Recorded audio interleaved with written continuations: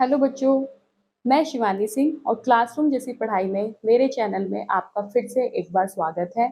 आज मैं आपको क्लास 9 का 5th चैप्टर कोशिका जो बेटा मैं आपको पढ़ा रही हूँ इतने दिनों से, तो उसी के बारे में आज फिर से एक बार चर्चा करेंगे। तो पहली क्लास में मैंने आपको कोशिका के भाग के बारे में बताया था और उसका एक भाग मैंने आपको पढ़ा दिया था, कोशिका झिल्ली। आज हम दूसरा भाग पढ़ेंगे, कोशिका भित्ति किसे कहते हैं। ठीक है बेटा, तो कोशिका भित्ति। अब आप जल्दी से अपनी नोटबुक निकाल लीजिए और जो भी मैं यहाँ पे पॉइंट्स लिखवाऊँ उसको आप मेरे साथ लिखते रहिए। चलिए बेटा स्टार्ट करते हैं।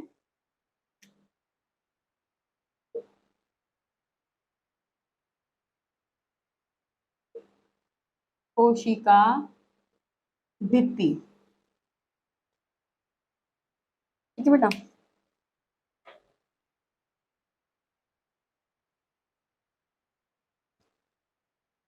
बेटा ये तो आपने सबने देखा होगा,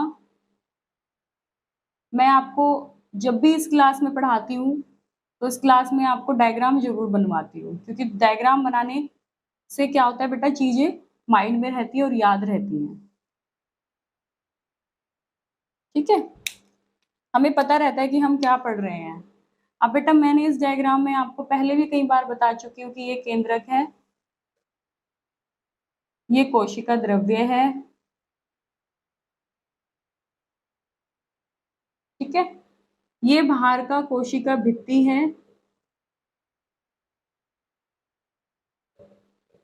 और ये कोशिका झिल्ली है।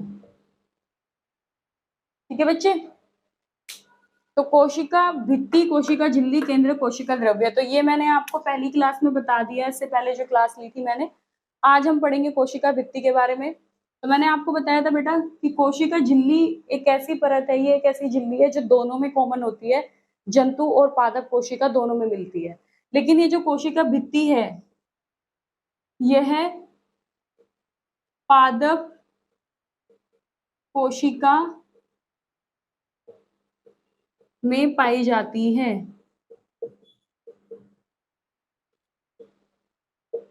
ठीक है, जंतु कोशिका में ये नहीं मिलती, इसलिए मैंने लिखा है यहाँ पे कि ये सिर्फ और सिर्फ पादप कोशिका में ही पाई जाती है। तो ये पादप कोशिका में ही लगा सकते हो कि ये सिर्फ और सिर्फ इसी में पाई जाती है।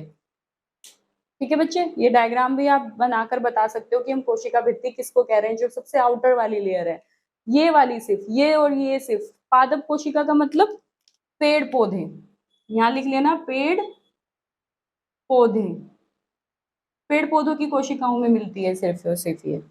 ठीक है बच्चे, ठीक है। और यह सबसे बाहर की कोशिका है, यह बाह्य परत होती है जो पादपों में मिलती है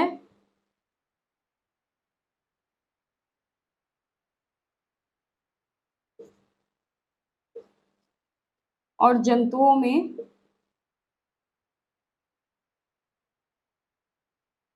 अनुपस्थित होती है। अनुपस्थित मतलब इनमें होती ही नहीं है। ठीक है बच्चे, ये देख रहे हो आप, ये सिर्फ और सिर्फ पेड़ पौधों में मिलेगी।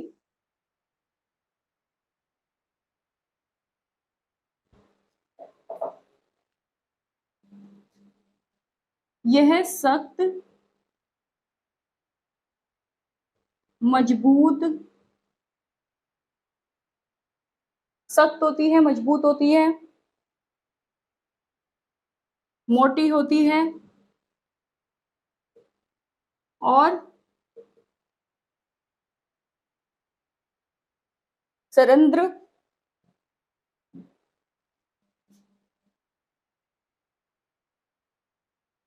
ठीक है। तो बेटा पहला पॉइंट लिख लिया आपने कि ये बाह्य परत होती है जो पादपों में मिलती है सिर्फ और सिर्फ, ये कोशिका भित्ति पादप कोशिकाओं में मिलती है सिर्फ, जंतु कोशिकाओं में नहीं मिलती। कोशिका लिख लेना बेटा यहाँ पे, जंतु कोशिका, ठीक है, या पादप कोशिका। ठीक है, तो ये सिर्फ और सिर्फ बाहर की परत होती है तो जो बाहर की परत होगी बेटा वो और भी मोटी होगी, क्योंकि उससे पहले उससे नीचे क्या थी, कोशिका झिल्ली। तो कोशिका झिल्ली भी बेटा बाहर से आपको एक आकार दे रही है कोशिका को, और उसको और मजबूत करने के लिए आपकी आ जाती है कोशिका भित्ति।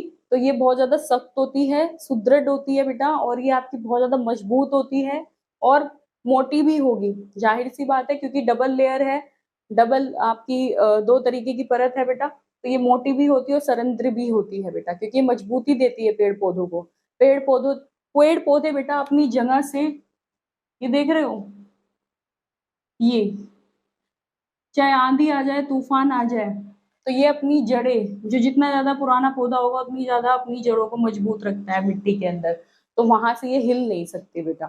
ठीक है ना, बहुत ज्यादा ही कोई आपदा आ जाए तो बेटा कुछ कह नहीं सकते, लेकिन वैसे ये अपनी, कहने का मतलब ये है कि ये जो कोशिका भित्ति है ये इनको एक मजबूती देती है, ताकि ये अपनी जगह पर फिक्स रहें, अपनी जगह पर खड़े रहें, वहां से ये हिलते नहीं, क्योंकि पेड़ पौधे तो चलते नहीं है ना, इंसान ही चलते हैं। तो ये जहां पर भी खड़े होंगे बेटा, जहां पर भी होंगे वहां इनको मजबूती मिलती है, सिर्फ और सिर्फ कोशिका भित्ति की वजह से, ताकि ये पेड़ नीचे ना गिर सके। ठीक है, तो ये बहुत ही सख्त, मजबूत और सरंध्र होते हैं बेटा। ठीक है, और मोटी परत के होते हैं। ठीक है, ठीक है बच्चे, मोटी होते हैं, और ये एक, यह यानी कोशिका भित्ति आजीवित कोशिका होती है।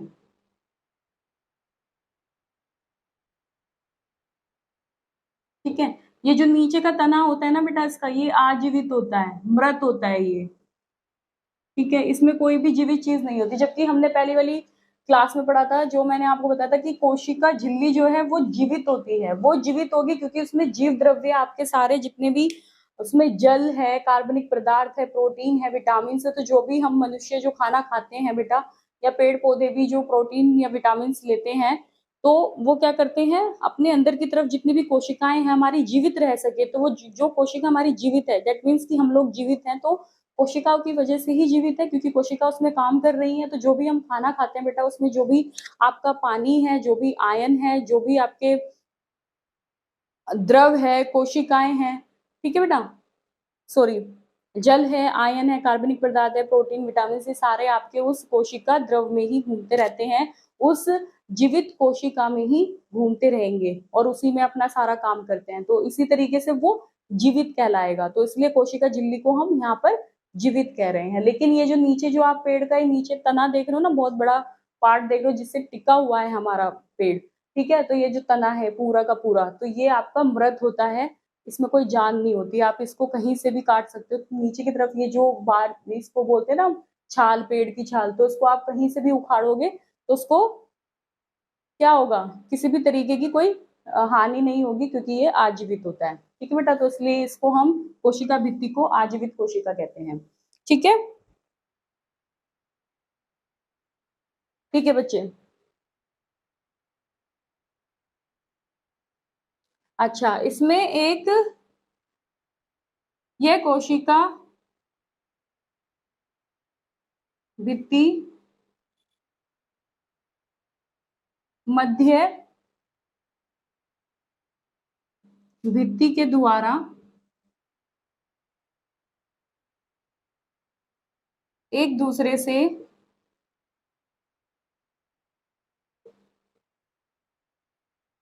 जुड़ी रहती है। ठीक है, अभी बताती हूँ क्यों जुड़ी रहती है। ठीक है,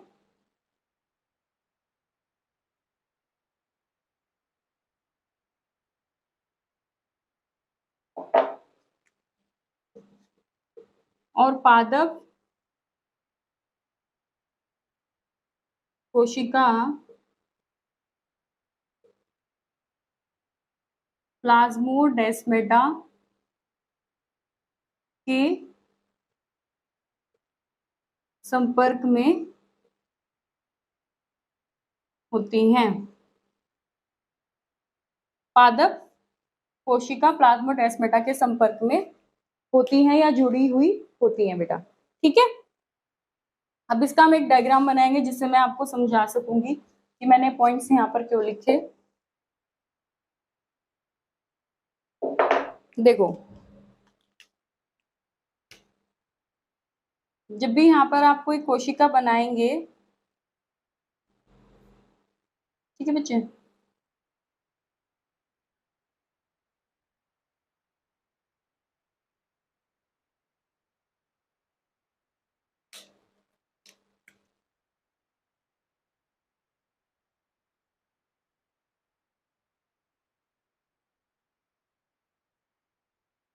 ठीक है,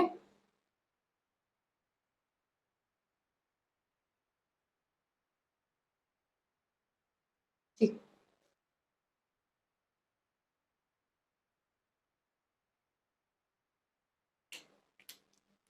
ये जो आप देख रहे हो बेटा, ये जो यहाँ से जुड़े हुए हैं, सटकर जुड़े हुए हैं, ये जो पॉइंट है यहाँ पर, ठीक है, ये जो पिलर जैसे आपको दिखाई दे रहे हैं, ठीक है, ये जो जुड़े हुए हैं पॉइंट, यहाँ पर ये जो पॉइंट जुड़े हुए हैं, इसको हम प्लाज्मोडेस्माटा बोलते हैं, प्लाज्मोडेस्माटा, ठीक है। और ये जितनी भी आपकी संरचनाएं बनी हुई हैं, ये बीच में जो जुड़े हुए हैं, ये सब एक दूसरे से, जो मध्य है यहाँ पर, ये सारी मिडल लेमा है या मध्य भित्ति है, ठीक है बच्चे। तो ये किसका डायग्राम हो गया आपका, किसका डायग्राम हो गया आपका, कोशिका का, कोशिका भित्ति का डायग्राम हो गया ये, कोशिका भित्ति। अब मैंने बताया ना बेटा, कोशिका भित्ति जो है मध्य भित्ति के द्वारा एक दूसरे से जुड़ी होती है। अब ये भी एक कोशिका है, ये भी एक कोशिका है, और ये भी एक कोशिका है। अब इसमें ये मिडल, अगर ये मध्य भित्ति नहीं होगी, मध्य इसमें अगर झिल्ली नहीं होगी बेटा, तो ये तो एक दूसरे के कांटेक्ट में होंगी ही नहीं, आप बीच में कोई भी स्पेस नहीं देख पा रहे हो। और जब भी ये किसी से जुड़ी होंगी तो पिलर लाइक स्ट्रक्चर होते हैं। ये दो तरीके के पिलर होते हैं, जैसे आपके मकानों में भी पिलर होते हैं ना, उसकी वजह से मजबूती मिलती है और वो मकान आपका या रूम आपका खड़ा रहता है, ठीक है। तो वो किसकी वजह से, इन पिलर की वजह से खड़े होते हैं। तो ये मध्य भित्ति तो आपकी बीच की लेयर होगी जो एक दूसरे से जोड़ रही है, लेकिन उसे जोड़ने वाला, उसे और मजबूती देने वाला कौन है, प्लाज्मोडेस्माटा है। तो प्लाज्मोडेस्माटा पिलर लाइक स्ट्रक्चर है, ठीक है, जो आपको पिलर लाइक स्ट्रक्चर,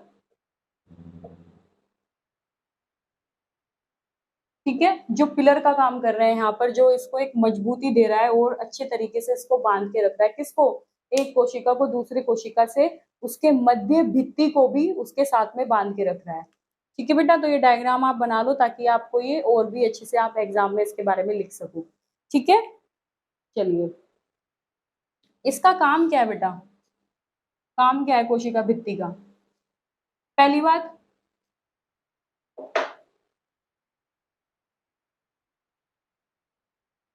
पहली बात इसका कार्य, ठीक है, कार्य,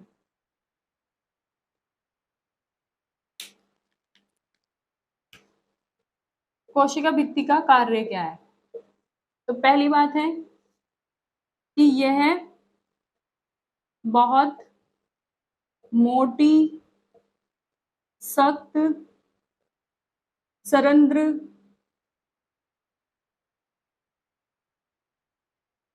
और मजबूत होती है,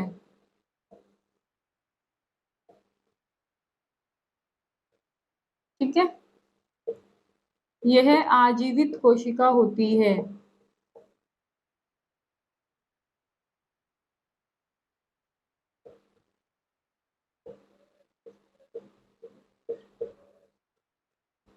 यह भी अणुओं को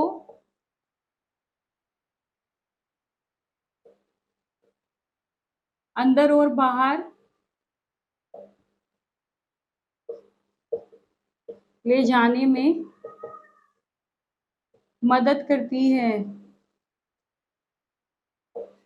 ठीक है बेटा।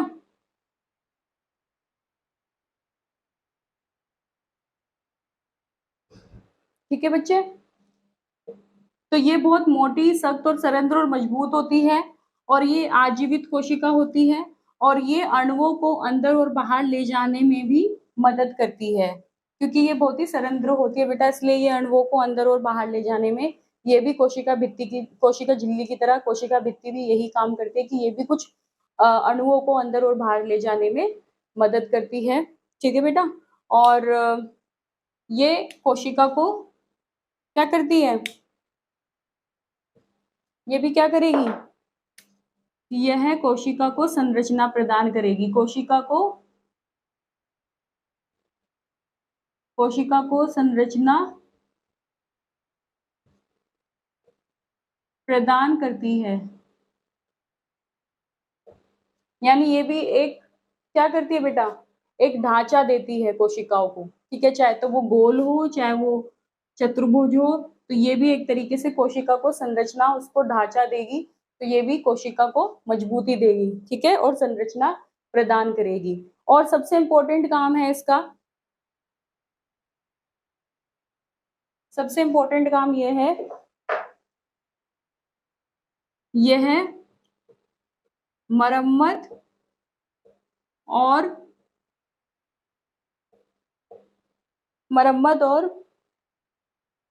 पुनर्जनन करने की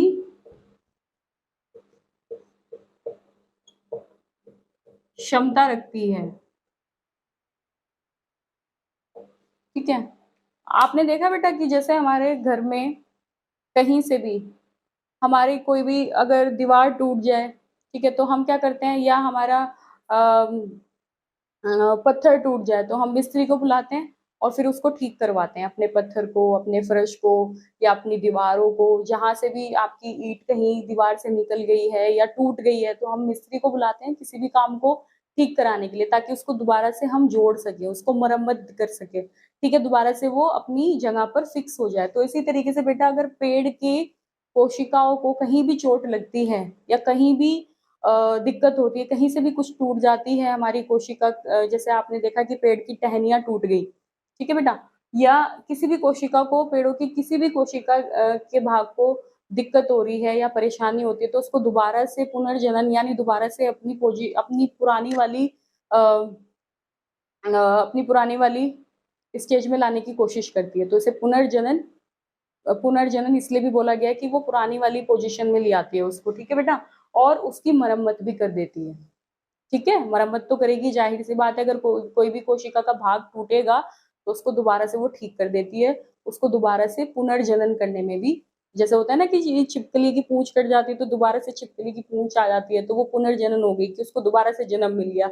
इसी तरीके से यहाँ पर भी पेड़ पौधों की किसी भी कोशिका को अगर दिक्कत होगी, परेशानी होगी, तो उसको दोबारा से एक नया जन्म जो देती है वो कोशिका भित्ति देती है। ठीक है बच्चे, तो आज के लिए मेरी क्लास में बस इतना ही। कोशिका भित्ति मैंने आज आपको समझाया बेटा, विद इन डायग्राम के थ्रू आपको समझाया, और मैं आशा करती हूँ कि आपको मेरी क्लास अच्छी लगी होगी। अगर आपको आज की मेरी क्लास अच्छी लगी तो आप मेरे को कमेंट सेक्शन में जरूर लिखकर बताएं कि बेटा आपको क्लास कैसी लगी, और मेरे चैनल को, मेरी क्लास को सब्सक्राइब, लाइक एंड शेयर करना ना भूले, ताकि बेटा जो भी मैं यहाँ करा रही हूँ आपके साथ साथ और भी बच्चे उसका फायदा ले सके, मेरी क्लास का, और भी बच्चों के नोट्स प्रिपेयर हो सके एग्जाम के लिए। तो आप मेरी वीडियो को जरूर शेयर भी करें, लाइक भी करें और सब्सक्राइब भी करें। थैंक यू बच्चों।